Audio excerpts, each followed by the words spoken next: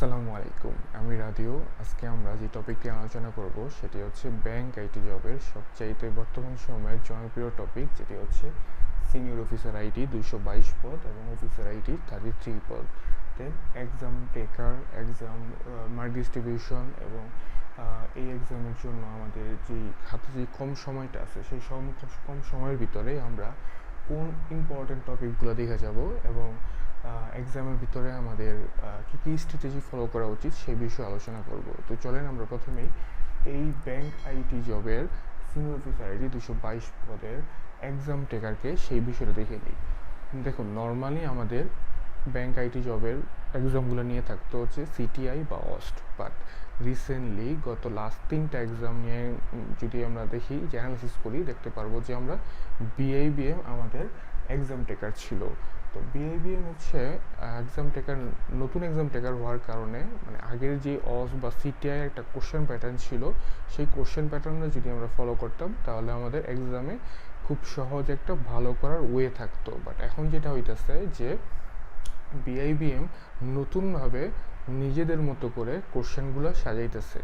তো প্রবলেম যেটা হইতেছে যে ওরা থিওরিটিক্যাল টাইপের কোশ্চেনগুলো বেশি পছন্দ করে, বা BIBM হচ্ছে ডিসক্রিপ্টেড টাইপের যে কোশ্চেন থাকে সেই কোশ্চেনগুলো এক্সামে বেশি দেওয়া থাকে।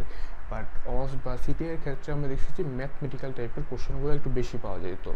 তো এই হচ্ছে প্রথমে BIBM এর এক্সামের একটা বেসিক ধারণা আপনারা পাইছেন আশা করি। তো তারপরে যদি আমরা দেখি যে এই এক্সামের মার্কস ডিস্ট্রিবিউশনটা কীরকম, এই এক্সামের মার্কস ডিস্ট্রিবিউশনটা হচ্ছে যে MCQ থাকবে 100 নাম্বারের এবং রিটেন থাকবে 200 নাম্বারের, আর এক্সামটা হবে 3 ঘন্টার।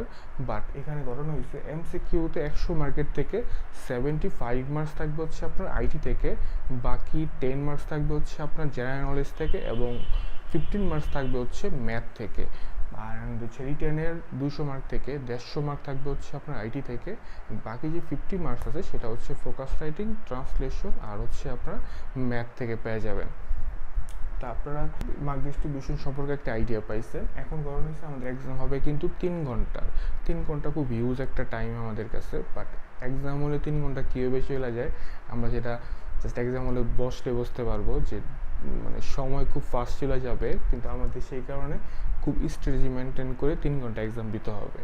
তো চলেন আমরা দেখি যে গত লাস্ট 3টা এক্সাম যে BIBM এর দ্বারা নেওয়া হয়েছে সেই 3টা এক্সামের দেওয়ার পরে আমরা যদি কোশ্চেনগুলো অ্যানালাইসিস করি, সেই কোশ্চেন থেকে দেখতে পারবো যে BIBM কোন টপিকগুলো বেশি পছন্দ করে বা BIBM কোন টপিক থেকে বেশি কোশ্চেন করে থাকে নর্মালি এক্সামে। তো প্রথমেই যদি চলে আসি আমরা দেখতে পারবো যে এখানে ডাটাবেস থেকে BIBM খুবই মাস্ট, মানে এটা কোনো মিস নাই ধরে নেন যে ডাটাবেস থেকে একটা কোশ্চেন আপনি পাবেনই এই এক্সামে এবং একটা SQL কোয়েরি আসবে।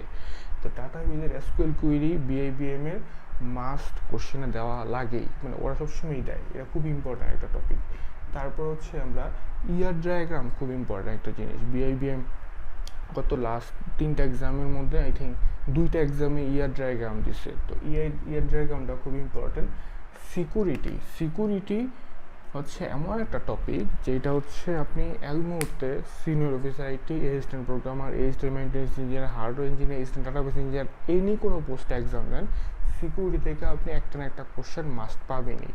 কারণ কি, সিকিউরিটি হচ্ছে হার্ডওয়্যার এবং সফটওয়্যার দুটার কম্বিনেশন একটা টপিক বলা যায়। মানে এটা কোনো একটা সাইডে পড়ে না, মানে ও হচ্ছে হার্ডওয়্যারের দিক থেকেও চলে, সফটওয়্যারের দিক থেকেও চলে। তো আপনি যেহেতু সিনিয়র অফিসার আইটি এই এক্সাম দিচ্ছি, তো ওই ক্ষেত্রে সিকিউরিটি থেকে একটা কোশ্চেন পাবেন আপনি আশা করি। তবে এই সিকিউরিটির ভিতরে যদি আমরা স্পেসিফিক দেখি যে কী টাইপের কোশ্চেনটা BIBM এই মুহূর্তে বেশি করতেছে, এটা হচ্ছে বিভিন্ন অ্যাটাকিং কীভাবে হয়, অ্যাটাকিং সলিউশন কীভাবে হয়, এনক্রিপশন ডিক্রিপশন কীভাবে হয়। তো এই জিনিসগুলো হচ্ছে আপনারা ভালো করে দেখে যাবেন। তারপর হচ্ছে অপারেটিং সিস্টেম খুবই ইম্পর্ট্যান্ট একটা টপিক। বাট এইখান থেকে যদি আমরা দেখি যে কোন টপিকটা BIBM বেশি দিতেছে, সেটা হচ্ছে ডেডলক, একটা ম্যাথ দেয় BIBM। তো ডেডলকের ম্যাথটা আপনারা ভালো করে দেখা যাবেন। তারপরে হচ্ছে আছে বেসিক কোড বলতে, যেহেতু আমরা সিনিয়র অফিসার আইটিতে এক্সাম দিব, তো সিনিয়র অফিসার আইটি বা অফিসার আইটিতে খুব হাই লেভেলের কোড থেকে কোশ্চেন আসে না। এই জায়গায় বেসিক কোড বলতে হয়তো আউটপুট কোনো সি এর বা C++ অথবা জাভার একটা জাস্ট কোড দিবে, সেই কোড একটা ভিতরে কোড দিবে, সেই কোড থেকে আপনার আউটপুট বের করতে হতে পারে। ওপিটা খুব বেশি ইম্পর্টেন্ট না এই পোস্টের জন্য। এই স্টুডেন্ট প্রোগ্রামার হইলে এটা খুব বেশি ইম্পর্টেন্ট হইতো, যেহেতু এই স্টুডেন্ট প্রোগ্রামার পোস্ট না, এটা সিনিয়র অফিসার আইটি পোস্ট, আপনারা জাস্ট ধারণা নিয়ে যাবেন ওপির উপরে। তো তারপরে আমরা দেখতে পারতেছি যে কিছু কমিউনিকেশন টাইপের ম্যাথ থাকে, তো যেগুলো হচ্ছে SNR, CRC, PCM, এই কোশ্চেনগুলো থেকে কিছু ম্যাথ পাইতে পারেন আপনারা। মানে কমিউনিকেশনটা খুব বেশি ইম্পর্টেন্ট না সিনিয়র অফিসাইটির জন্য, বাট আপনারা এই কোশ্চেনের মানে কমিউনিকেশনের ম্যাথগুলো দেখে যাবেন, যদি মনে হয় যে না ওদের মানে দিতে মানে যদি চায় তাহলে দিতেও পারে। তারপর হচ্ছে হার্ডওয়্যার, সিনিয়র অফিসার আইটি পোস্টের জন্য হার্ডওয়্যারের পোর্শনটা সবচেয়ে বেশি ইম্পর্টেন্ট।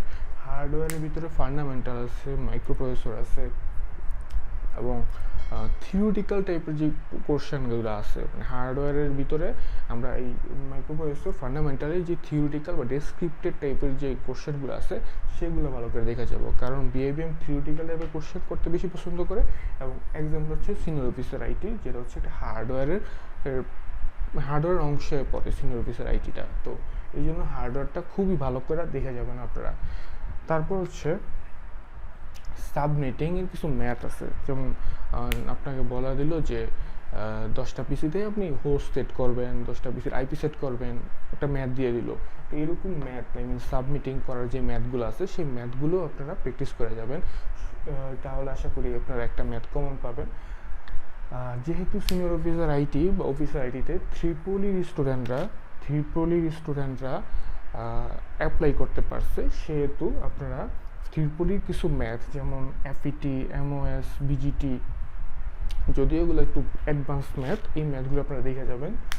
যদি চলে আসে তাহলে তো ভালো, আলহামদুলিল্লাহ, তাহলে দিতে পারবেন।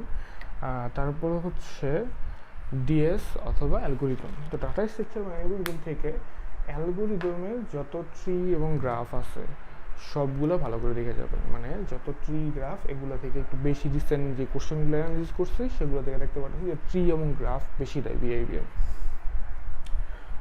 তারপরে এটা খুব ইম্পর্ট্যান্ট একটা টপিক, সেটা হচ্ছে সফটওয়্যার ইঞ্জিনিয়ারিংয়ের বিভিন্ন মডেল আছে, এই সবগুলো মডেল সম্পর্কে আপনারা ভালো ধারণা নেওয়া যাবেন, কারণ এইটা হচ্ছে এমন একটা টপিক সফটওয়্যার ইঞ্জিনিয়ারিং যেটা হচ্ছে আপনার AP, ADA, SOIT, OIT, এগুলো সবগুলো পোস্টের জন্যই সফটওয়্যার ইঞ্জিনিয়ারিং যেই সাবজেক্ট টপিকটা আছে সেটা ভালো মতো যায়, তো এই টপিকটা থেকেও আপনারা কোশ্চেন পাইতে পারেন।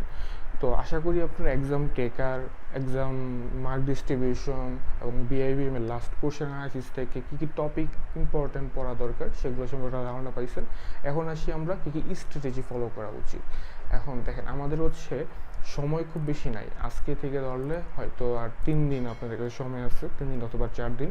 তো এই 3-4 দিনে আপনারা জেনারেলের যে পার্টটা ম্যাথ বা general knowledge, English, focus writing ধরার দরকার নেই আপাতত, যেহেতু খুব ফাস্টলি সার্কুল এক্সাম ডেটটা দিয়ে দিছে। তো এখন হচ্ছে আপনারা দেখেন আমাদের MCQ পার্টের 75% আইটি পার্ট, রিটেনের 150% হচ্ছে 150 নাম্বার হচ্ছে আইটি পার্টের থেকে। তো আমরা যদি এই বড় চাংগুলোতে ভালো একটা নাম্বার তুলতে পারি, মানে আইটির যে পোর্শনগুলো আছে এগুলোতে একটু ভালো নাম্বার তুলতে পারি, তাহলে কিন্তু আমরা অনেক আগায় যাব।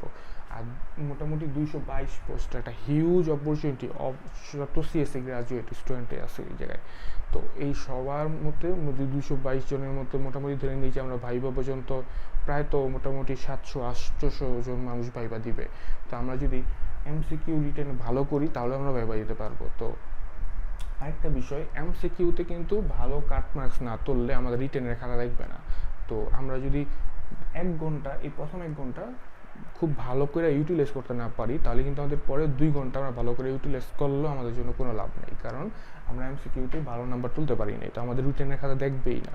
তো আমাদের ফার্স্ট ফোকাসটা থাকতে হবে MCQতে, যেন আমরা কাট মার্কসটা ভালো করে তুলতে পারি, কনফার্ম করে দিতে পারি 1 ঘন্টার ভিতরে। দেন আমরা 2 ঘন্টা পুরোপুরি ইউটিলাইজ করবো, মানে এই 3 ঘন্টা পুরোপুরি ইউটিলাইজ করবো, যতটুকু পারা যায় সব কোশ্চেন টাচ করে যাব। কোনো কোশ্চেন এমন রাখবো না যে টাচ করবো না, টাচ করবেন আপনি, টাচ করে যেন ট্রাই করেন যে 2 ঘন্টার রিটেনে কিছু না কিছু লেখা আসার, MCQতে একটা ভালো মার্ক তুলবেন এবং রিটেনে কিছু না কিছু লেখা আসার ট্রাই করেন। আশা করি সবার জন্য এই ভিডিওটা খুব হেল্পফুল হবে। আপনাদের হাতে খুব একটা বেশি সময় নেই, সবাই খুব ভালো মতো পড়াশোনা করেন, যতটুকু সময় আছে ততটুকু সময়কে ভালো মতো ইউটিলাইজ করেন। পরীক্ষার হলে এই পুরো 3 ঘন্টা মাথা ঠান্ডা রেখে 3 ঘন্টার কীভাবে ভালো মতো ইউটিলাইজ করা যায়, মানে চাঙ্ক আকারে ভাগ করে ফেলবেন যে আমি এতটুকু কাজ এতটুকু করবো, এতটুকু কাজ এতটুকু করবো, এই কোশ্চেনে এতটুকু টাইম লাগাবো, নাহলে কিন্তু একটা কোশ্চেন অনেক বেশি টাইম চলে যাবে, যেটা হচ্ছে আপনার পরবর্তীতে অন্যান্য কোশ্চেনের উপর ইফেক্ট পড়ে যাবে। 3 ঘন্টাকে খুব ভালোভাবে চাঙ্ক করে করে আপনি কীভাবে ভালো বেস্ট আউটপুটটা দিতে পারেন সেইভাবে ক্যালকুলেশন করে পরীক্ষা হলে ঢুকবেন এবং ভালো মতো পরীক্ষা দিবেন। আশা করি সবার এক্সামই ভালো হোক, সবার জন্য শুভকামনা। তো আজকের ভিডিও পর্যন্তই। নেক্সট ভিডিও কোন টপিকের উপর চান অবশ্যই কমেন্ট করে জানাবেন। আসসালামু আলাইকুম।